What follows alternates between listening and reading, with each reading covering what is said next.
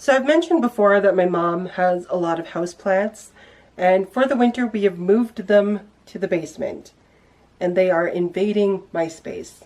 Some of these are huge, and some of these are vines. One of them is slowly climbing down close to my bookshelves, and it's a freakish looking plant. So, you know, my space is being invaded.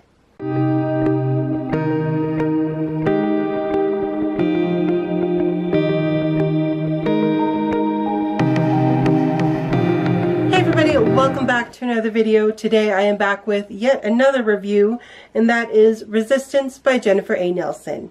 Resistance is a story that follows a young Polish Jewish girl who has this Aryan look to her and speaks German. So she is able to join the Polish Jewish resistance as a courier. She smuggles stuff in and out of the Jewish ghettos, but she is wanting to fight for her people.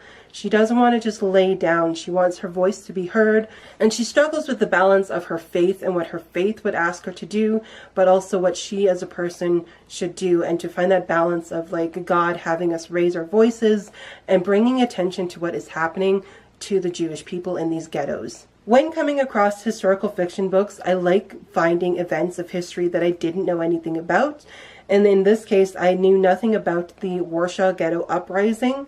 I knew a little bit about the Auschwitz Uprising, but the Warsaw Ghetto Uprising is what encouraged the Auschwitz Uprising. But it also gave a voice and brought more attention to what was happening to the Jewish people.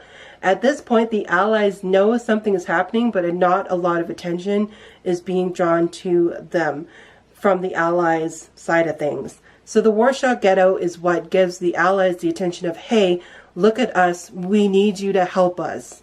Jennifer's writing is incredible. She has you on the edge of your seat during the whole story. There's not a moment where it lags. It does switch, but the pacing of the story is fantastic, and you go from place to place, and it kind of feels like the story takes a bunch of different directions, but it still connects. And the flow of it is just incredible. Like, you don't really feel like you're slowing down at all. It's just a good fast-paced book without going too fast and losing you in the story concept. Her pacing in her books are A+. She has a great cast of characters again. What I really like though is her attention to detail, as I've mentioned. It just captivates you into the story, and you introduce the characters very shortly throughout the story that just kind of impact the main characters and how the story progresses. Overall, I gave it a 5-star rating. For content, I do give it a heads up for violence. There's a lot of resistance and fighting and killing that goes on. Other than that, no language, no anything. This doesn't take place in any death camps, but you do have knowledge of what happened at those. But there isn't anything mentioned of what was going on there, so it's not as hard to read in some aspects. But this is a lot of fighting and a lot of violence that goes on. As always, if you guys have any questions about anything I review on my channel, feel free to leave those down below. I'll answer them as soon as I can. As always, guys, thank you so much for watching, and I'll see you next time. Bye!